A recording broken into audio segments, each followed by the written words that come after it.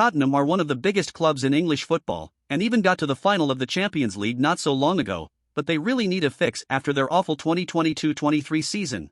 They got a new coach in Ange Postecoglou and some big changes needs to be made. This is their current starting 11, with Conte's 3 at the back system. At striker, they have probably one of the best 3 strikers of this generation in Harry Kane, but he will almost certainly leave them this summer to a club like Real Madrid or Bayern Munich. At left wing they have Son, who had an incredible career there but a bit of a disappointing season, so I think it's time to cash in on him as long as he is still a valuable asset. At center back they have just one good option in Romero, so realistically they will have to get a lot of players there too, as well as in the goalkeeper position, because it seems like club legend Hugo Lloris is about to leave, and to be honest, he wasn't good enough in the past few years and he is too mistake prone. Also the system is currently built for a 3 at the back and Postecoglou will surely change it to some version of the 4-3-3 as he did at Celtic. It's also worth to mention that Kulusevski and Pedro Porro, 2 players which I think Tottenham can build their future upon, are currently loaned in, so we will have to go and buy them. I'll consider the fixing as completed when we will be able to win a Champions League trophy with Tottenham, so let's start.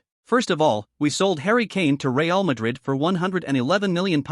We also sold Dier and Lloris for decent money, and let Son go to Man United for almost £100 million. Also Davies left for Dortmund. We signed Kulusevski and Porro permanently and still have over £250 million to make the rebuild. Our target for the Lloris replacement is Milan's Mainin. He is one of the best keepers in the world and will fit in perfectly in this team. Next to Romero we need a huge centre-back, and this season Pep benched Laporte quite a lot, so I believe it's realistic to think he will want to come to Tottenham and play regular Premier League football and be a part of this new project. And lastly, we need a versatile attacker, as Kane and Son are now out of the club, and I think Barca's Ferran Torres is a perfect fit. They want to get rid of him, he is young and he has a lot of Premier League experience with Manchester City. We managed to complete all 3 deals, Mainin for 80 mil, Laporte for 75 and Torres for 65. We also brought back the young talented left-back, Udigi, from his loan in Udinese. This is how the team looks ahead of the first season and I believe they are ready. I currently trust Richarlison as the Kane replacement, but we need to make sure he is doing good enough or he will have to be replaced. So in the first season Tottenham lost early in the FA Cup and got to the Carabao Cup quarter-finals. In the Champions League they got first in their group but lost against Bayer Leverkusen in the round of 16. But wow! It's a second-place finish in the Premier League with just 1 point behind Manchester United.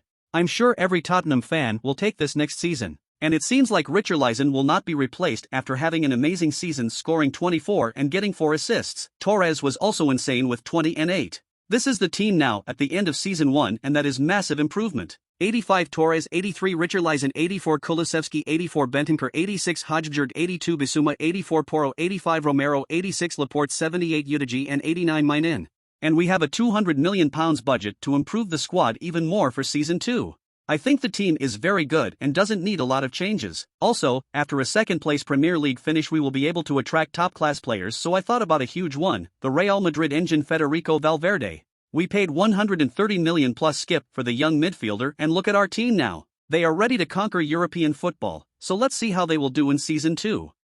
In the Carabao Cup it's an early exit, but yes, Tottenham managed to beat Newcastle in the FA Cup final to win their first trophy in like 15 years. And no way! Tottenham are the Premier League champions with a 91-point season. I think I should be the new Tottenham manager, not Postecoglou. In the Champions League they finished first in their group, beat PSG in the round of 16, Bayern Munich in the quarter-finals and were stopped by Barcelona in the semi-finals. This was an incredible season for Spurs and their main leaders were once again Richarlison with 37 goals and 8 assists and Torres with 29 goals and 18 assists. This team is one of the best in the world after just 2 seasons. 90 Mainin, 88 Porro, 91 Valverde, 88 Torres. The growth is amazing. Now ahead of season 3 there is just one position which needs a strengthening, left back. And with the level shown at Tottenham, pretty much every left back in the world would love to come here to London, so we brought in the World Cup finalists, Theo Hernandez, for 82 million plus Reguilon.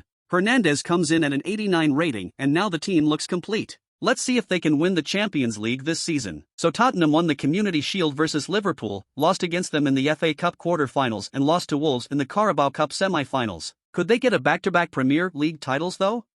No. It's a decent third-place finish and this time, the champions are Liverpool. But for the big one, the Champions League, Tottenham cruised through their group and finished first, beat Frankfurt in the round of 16, but got knocked out by Inter in the quarter-finals. This wasn't as good of a season as the previous one, but as always, Richarlison, Kulusevski and Torres are scoring goals for fun. This is the team for Season 4 with every attacker at a 90 rating, an amazing midfield and defense. I think we just need some squad depth and we are good to go. So we brought in Alice and Chevalier for the bench, and had some extra cash, so we replaced an aging Laporte with the most exciting young centre-back in world football, Vardiel. That's our final team for the season, so let's see if they can do it this time and win the Champions League.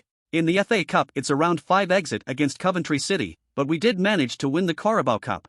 In the Premier League it's just a second place this time, behind a good Chelsea side, but let's see how we did in the Champions League. In the group it's yet another easy first place. In the round of 16 we got a very hard draw against Real Madrid but managed to go through. In the quarter-finals we beat Manchester United, but in the semis PSG were the better side and knocked us out. This team is clearly good enough, so we hop straight into the next season to try and win the Champions League again. In the cups it's 2 disappointing early exits, and in the league it's another second place finish, this time behind Manchester City. In the Champions League we barely made it out of our group, and in the round of 16 we got revenge after knocking out the same PSG that knocked us last season. In the quarter-finals we beat Real Madrid, and in the semis we beat Manchester United, which means we are in the Champions League final and it's against Barcelona. This could be the season. Before the final let's have a look at the players' stats. As always, it's Richarlison and Torres who led the line, each with over 40 goal contribution, and just slightly behind them, it's the ginger winger, Kulusevski with 18 goals and 8 assists. And just look at this team. It's probably one of the best in history. Every player is 90 plus except Romero and Bentancur at an 89. Barca also have some nice new players in the likes of Maine, Hoda, Kim Min-jae and Skriniar, but let's see if we can beat them for the Champions League title. It's a 3-1 win with goals from Ferran Torres, Kulusevski and Paro, and after 5 seasons, we didn't just fix Tottenham, we made them European champions. If you enjoyed the video hit the like button and subscribe, as it will mean the world to me.